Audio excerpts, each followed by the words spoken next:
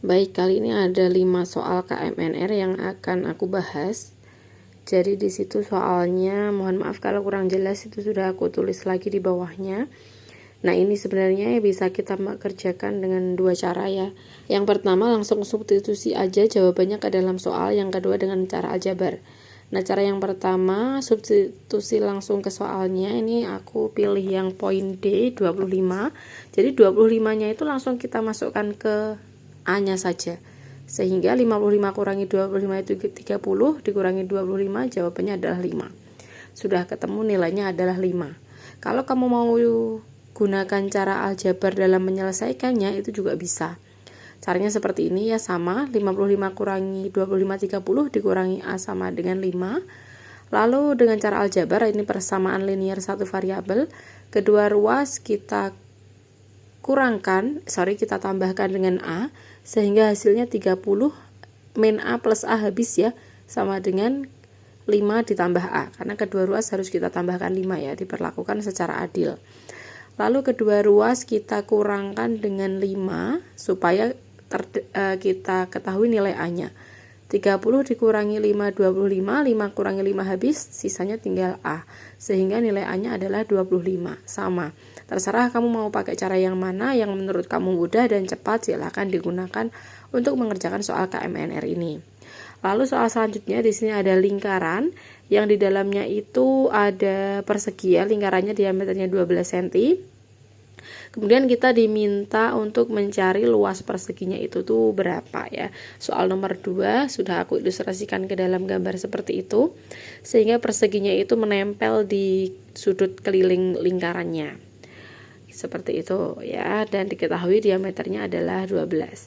Nah, luas ABCD-nya itu berapa?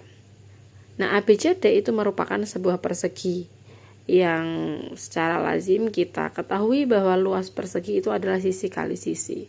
Nah, apakah luas persegi itu selalu sisi kali sisi?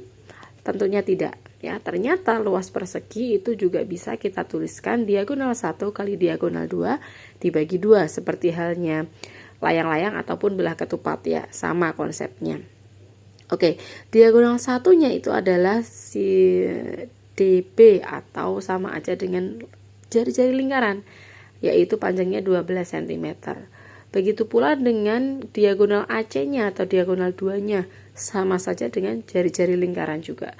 Sehingga D1 kali D2-nya adalah 12 cm kali 12 cm dibagi 2.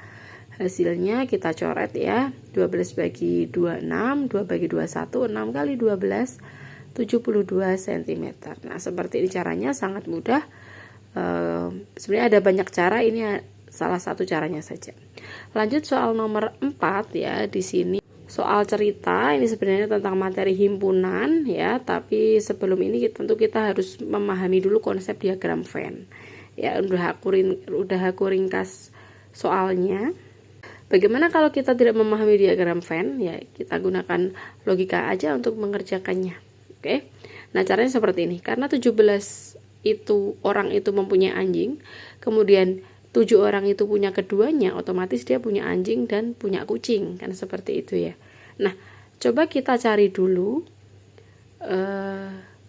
kelompok orang yang hanya mempunyai anjing saja ya.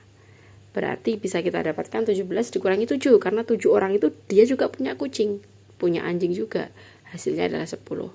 Kemudian kita cari juga berapa yang hanya mempunyai kucing saja ya, 14 kurangi 7, hasilnya adalah 7. Lalu 7 orang itu punya keduanya ya, sehingga coba kalau misalkan kita totalkan antara ketiga himpunan ini, jawabannya adalah 24 ya. 70 tambah 7 tambah 7 hasilnya 24. Nah, sisanya adalah orang yang tidak punya anjing maupun kucing yang dicari dalam soalnya. Maka sisanya adalah 40 dikurangi 24, hasilnya adalah 26. Seperti itu ya, sangat mudah. Oke, lanjut ke soal berikutnya, yaitu materi tentang peluang ya.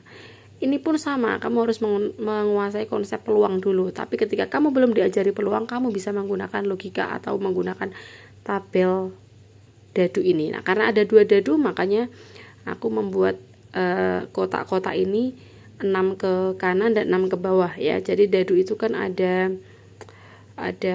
apa 6 titik seperti itu ya. Jadi dadu pertama itu di row atau baris yang pertama, kemudian dadu keduanya ada di kolom yang pertamanya seperti ini. Lalu kita tuliskan himpunan pasangan berurutannya ya. Ya, ini adalah kemungkinan dadu yang muncul. Ini totalnya ada 36. Kalau dalam peluang namanya ruang sampel. Kemudian kita cari mana kedua dadu yang nilainya kalau dikalikan adalah 12 ya. Ketemu 2,6, 3,4, 4,3 dan 6,2. Coba kamu cari lagi ada atau tidak. Kalau cukup sampai di situ ya berarti cuma ada 4 dari 36. Artinya 1/9. Seperti ini ya caranya. Kalau menggunakan rumus peluang bisa juga NA per NS. NA itu adalah titik sampelnya ya, yang kita kejadian yang ditanyakan ada 4, kemudian total sampelnya 36 sama jawabannya. Oke, soal yang kelima atau yang terakhir ya, ini tentang faktorial. Ya, pada faktorial itu kalian harus menguasai konsepnya dulu ya. Di situ juga sudah diketahui n faktorial itu maksudnya apa sih? Oh, n faktorial itu adalah n dikurangi n-1 dan seterusnya sampai 1.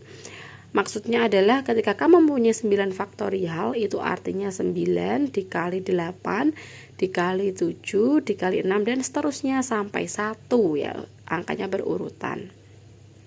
Atau boleh juga 9 kali 8 faktorial.